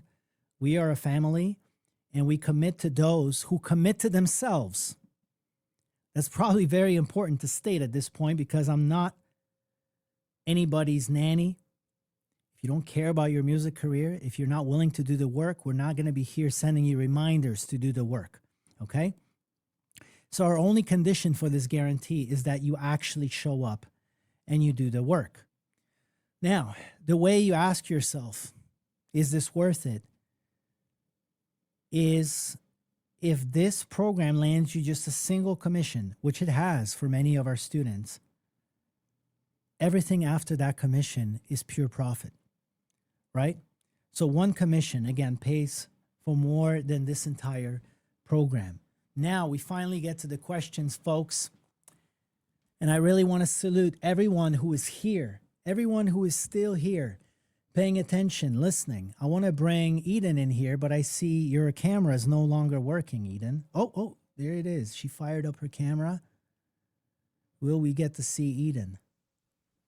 Hi, I'm here. You're here. We don't see you, but we hear you. You don't see me? Oh, there you are. Now we see you. Okay. All right. So guys, I'm just going to, you can read these already. These are normally some form or type of question that we normally hear. I'm not good enough. Okay, well, what's your plan to get better? I can promise you're going to get exponentially better by interacting with us than being on your own and wondering if you're better. I don't have connections. Yeah, neither did I. Nobody had connections when they started. What if AI replaces all of this? Okay, well, I think the more AI floods the market, the more valuable the people who can sense what the difference is, what the sensibility that needs to be crafted are going to be valuable. Remember, AI is always a step behind. So yes, it works for scale and speed, but it doesn't work to build the next Apple. It doesn't work to build the next Nike. It doesn't work to create a relationship with the next amazing film director who's always pushing the boundaries. Is this just another online course? I think you know the answer to this. We've structured it so that it replicates the conditions of our industry. It's a sprint with accountability and speed. You leave with real assets at the end. And then another thing, well, I don't have time. Well, there's not much I can do for you here. If you want to make a difference in your own music career, you're going to have to set aside 3 hours a week, minimum, I would say, for the next 12 weeks if you want to join the accelerator. And it's not about more knowledge, not about more consuming. It's about working your way toward your first paying project. With that said, Eden, what other questions have we come across here, or have you seen that are Yep. worth answering? Yeah, there's a couple of questions. So Ken Crombie is asking, just curious how many people are in this live stream? We had actually I wasn't even looking at the live stream numbers, but we had close to 700 registrations.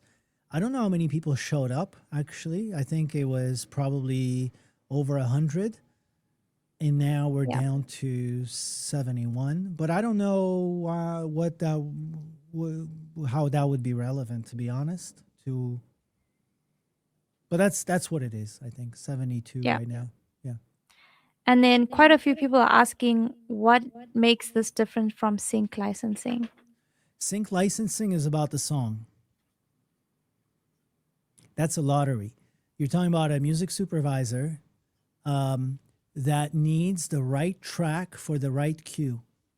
They're not concerned with the songwriter, the artist, the composer. They're just on a hunt for the right song for the right cue. Do you see the difference here? We're talking about putting yourself in front of music producers on the hidden path where they're not looking for the song. They're coming to you and saying, by the way, do you have anything in your catalog that I can license because I trust your sensibility? Yeah. And if you don't, could you make me something? That's a huge difference. That's a huge difference. And I hope people can feel that difference and understand it. Yeah. And then Mahogany Aponte, I hope I'm saying that right, is asking, can I work with you as a turntablist or beat maker? So to work with you, Tommy Zee. Well, if we ever get a beat or like a brief that requires that kind of sound, and if you're on my radar, then it's very likely that I would reach out to you. Yeah. So, but you need to learn how to put your showcase together in a way that expresses your unique musical superpower. And that alone is not enough. It has to intersect with the kinds of things that we're doing in our business. Does turntablism, does hip hop appear in our business? Yes, absolutely. And if I was to go further and say that the market is expanding, so you don't just have to go for the big fish. Like, have you contacted Techniques, the turntable manufacturing company? Have you contacted Newmark? Have you like, those are brands. Those are brands. And so if you go to them and say, I have a really great idea for a piece of content that would use turntablism as the concept, but I have something crazy that I want to show you. I want to turn that into a piece of content, and then I want to present that to you. Do you think I'm not interested? Like, if you're actually really good at what you do, if I work at Newmark, if I work at Techniques, if I work at, I'm trying to remember, I used to be a DJ, so I should know all this stuff, but Denon, and a bunch of other brands, right? So yeah, that's my answer to that. Yeah. And then in the same vein, Steve is asking, how do we get these contacts and any tips on getting into film scoring for actual brands and music on TV shows? Yeah, I don't do film and TV, and I don't do film scoring. But the reason why I've shared what I've shared with you today is because those three levers apply to all those industries.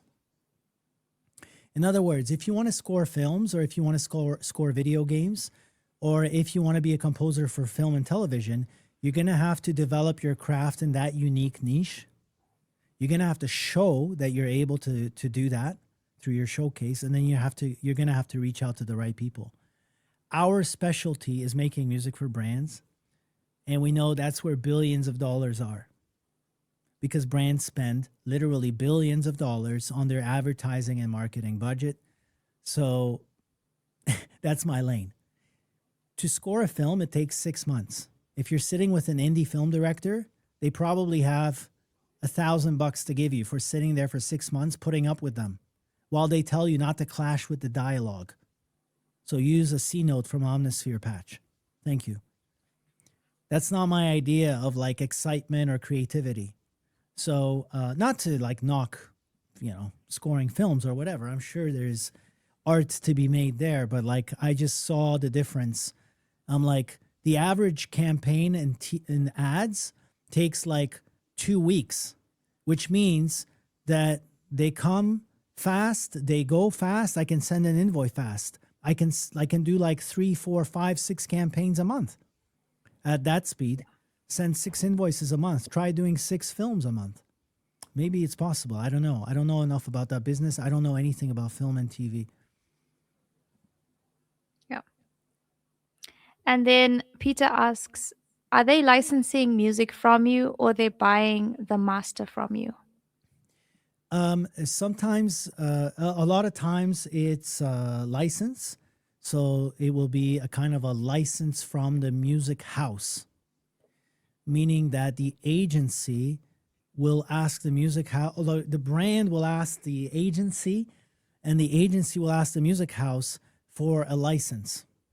And so then when we deal with composers, for instance, we'll tell them, look, we have this budget, it's going to pay $3,000 and it's going to appear in Japan for 3 months on TV and radio. And then the composer, usually they say yes. I've had very few composers that start being weird and they're like, no, I don't want $3,000, I want $5,000. And then I'm like, well, I don't have $5,000. It's like, what do you want to do? But usually it's that. Sometimes there is a case of like a music buyout. This happens in the US a lot, where, for instance, the brand wants to own the piece of music, and then the music house has to sell it to them. And then the music house will tell you, this is a buyout. Like, there's no royalties, there's nothing. And it's up to you to say yes or no. Most composers say yes. The reason why is because really, again, it's not about the project, it's about the people. Remember that you're trying to please the music producer, and most of the music producers in our business are good people.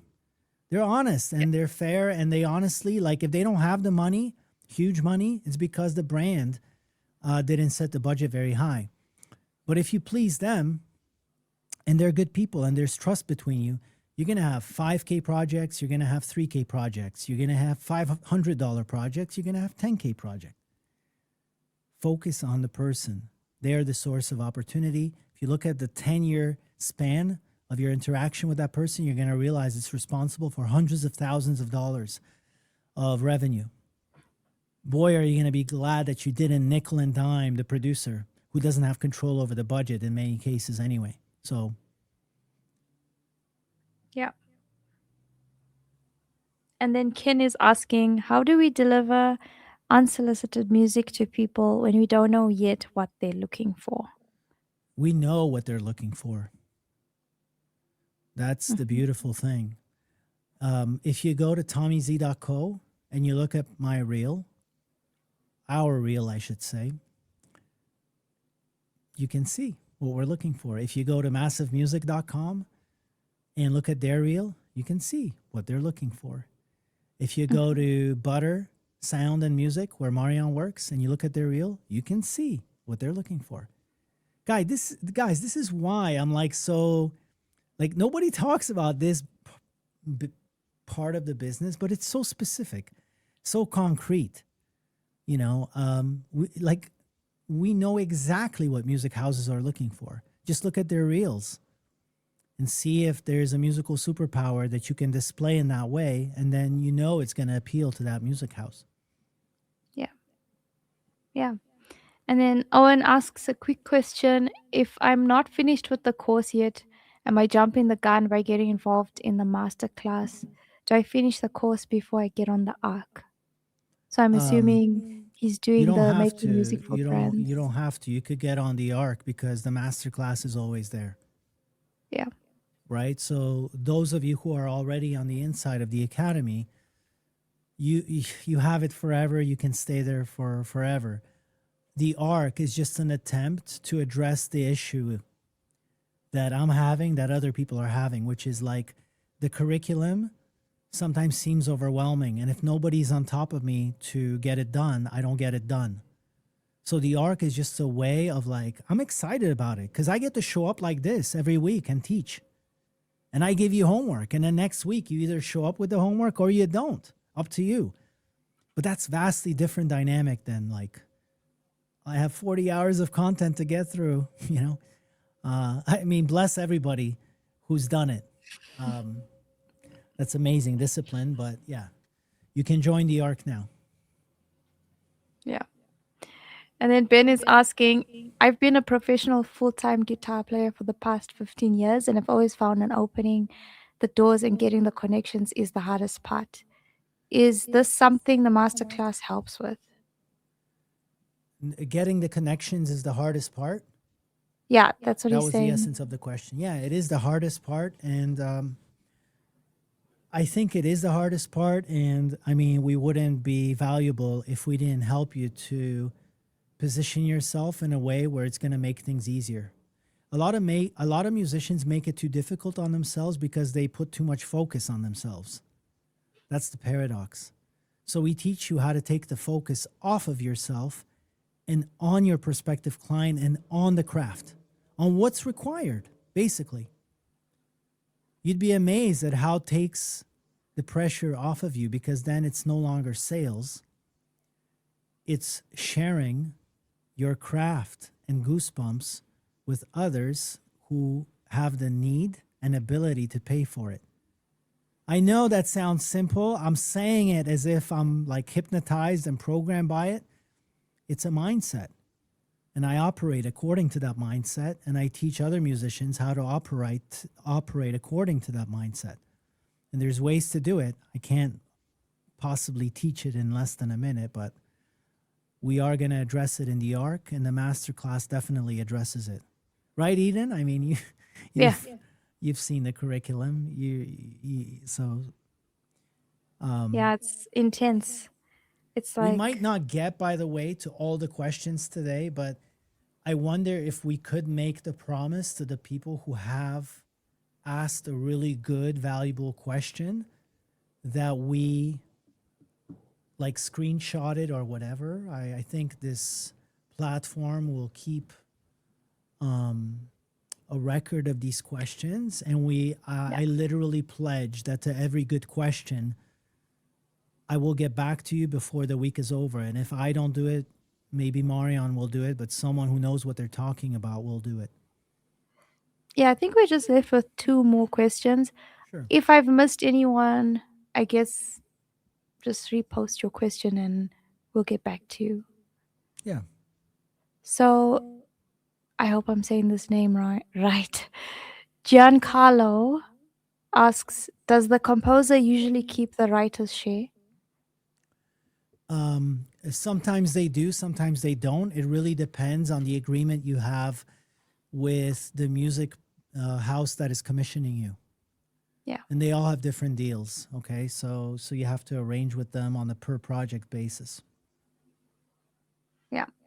And then Morton asks, pricing is something I find challenging as a composer for film and television. I'm constantly dealing with tight budget-based productions. To avoid losing work, I usually underprice myself. What would be a smart and sustainable pricing strategy going forward? There are so many things that you can do. And this is something that we teach also, but it's a whole lesson, right? But the fastest piece of value and advice that I can give you is always ask the people for the budget. Put it back on them. What's your budget? Very often they won't answer you, but that's one way to try not sabotaging yourself. Because maybe they say we have 5K and you were going to charge 1K. And you're like, well, 5K is, I think it's doable given your deliverables. It's really about the work effort, and you have to estimate like what is required, how long do I think this is going to take me, and the faster you are at creating goosebumps, the better, because then your hourly rate goes up, and then you decide, can I actually do it within this budget? But that quick question, well, let me ask you, what have you budgeted for original music here, is my go-to every time. So I don't wonder, like, am I underpricing or overpricing? Yeah. All right. So a couple more questions came in. I don't know if we have time for them. Should I just keep them for later? Unless there is like any sort of like, let's do one more. If you see any that really stand out as a question that would help a lot of people on the call. Okay, yeah. Ken is asking, so does the academy help you find connections or give you connections in the industry? So we do it in a way that we invite music house producers into live calls in the academy once in a while. So you actually get to meet them and talk to them. Yeah. And we also have a directory inside of the academy of active music houses in our business because sometimes they're hard to find. So we actually offer them to our students.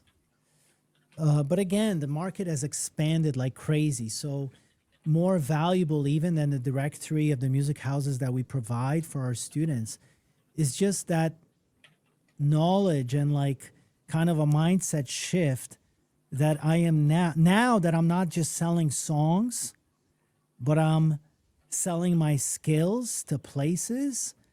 It just opens up a field of possibilities for each one, like for everyone here on a massive scale, right? Like, because you could go local.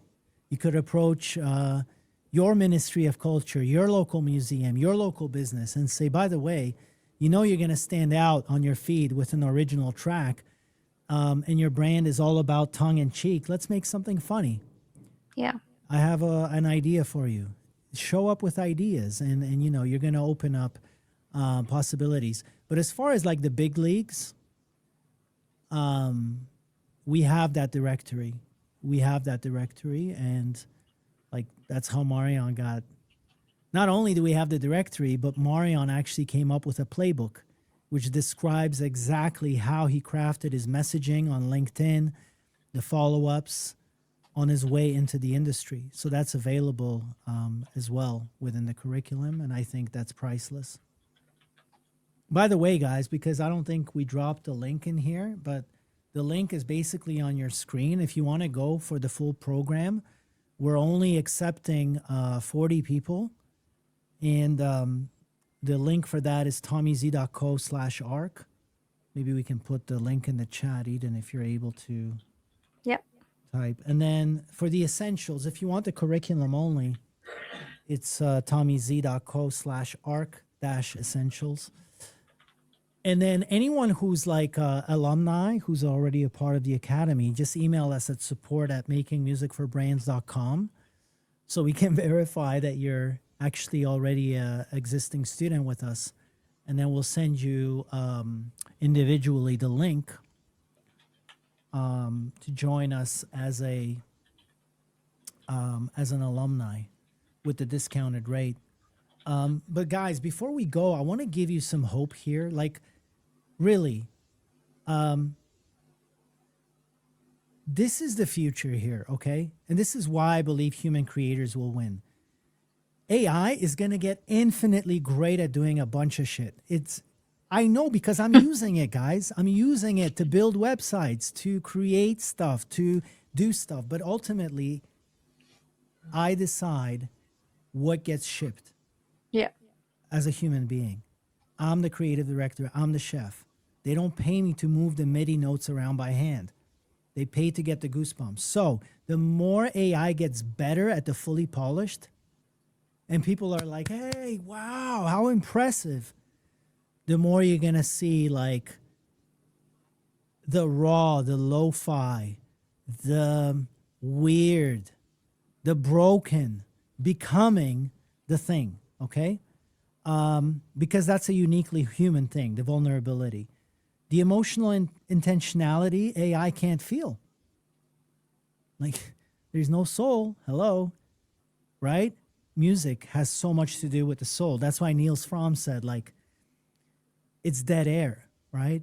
I don't feel it in my heart. So the degree to which you're still a human, you can feel. Hopefully you can translate that into your craft. Relational trust. Do you think that even if the Gareth Edwards could prompt his AI to create Hans Zimmer, he'd have more fun with that? It's kind of sad, to be honest. I love seeing a great output from AI, but I much prefer to go to Italy and jam with Matteo at his apartment on music. I'm just saying, and I'm sure film director prefers to go to Hans Zimmer fancy offices with that plush furniture and those purple felt blazers of his and rub up against that, right? Relational trust. AI There's nothing to offer here. And then point of view. AI does not have the point of view. That's a very important point. It basically tries to be the nicest, most valuable calculator that it can be in answer to your request. But push back on AI, and it's not going to be like a powerhouse of a film director, a powerhouse of a composer, a powerhouse of a creative craftsperson going, I don't agree. I feel strongly that we should go with this direction. Here is why. AI is going to go, oh, you're right. I'm sorry, right? Point of view is the thing that's going to keep you from going extinct in the flood, where the middle gets wiped out. So, folks, the flood is here. There's no doubt about it. The hidden path is still happening. It's still open. There are real people on it making real money. The decision, I mean, you've heard everything that you need basically to make the decision, right? The decision is now yours. I just want to encourage you to escape the middle and strive to be remarkable. Yeah. Even if AI did steal 99% of the market share, so what? You gonna quit making music? You gonna quit creating? That's the question you gotta ask yourself, right? All right, folks. Mark, thank you for thanking me. I'm really grateful, guys, that you did show up. Eden, I'm grateful that you showed up to make sure that the questions are captured. I'm grateful Thanks, to Tommy. all of you for your time and attention and energy, guys. And I hope that this was inspiring and valuable to you. Once again, I'm sending you my best wishes for this year and every year beyond that. I really hope that you can, if you feel the calling to be a creator, to commit to that calling. And don't worry about the trends, the technology, the AI. Just become someone who is so committed to their calling, and it shows every time you enter every conversation that people would be crazy not to send you an email, not to contact you when they're struggling with a creative problem. That's the game. That's the game, folks. So thank you again. Thank you, Eden. Thank you, everybody on this call. You're going to get emails from us this week with the replay of this call, with probably a bunch of other value, and the questions from this call that we have not addressed. Send them to support@makingmusicforbrands.com, and we'll answer them for you. All right? That's it, folks. 2 hours and 2 minutes. Not too bad for Uncle Z. Sending you a big hug, everybody. Take care, and we'll see you in your email inbox. Again, if you have questions, you know where to send them. All right? All right. All the best. Take care, guys. Take care, everyone. Take care. Ciao. Thanks, Tommy. Bye. Thanks, Eden. Ciao.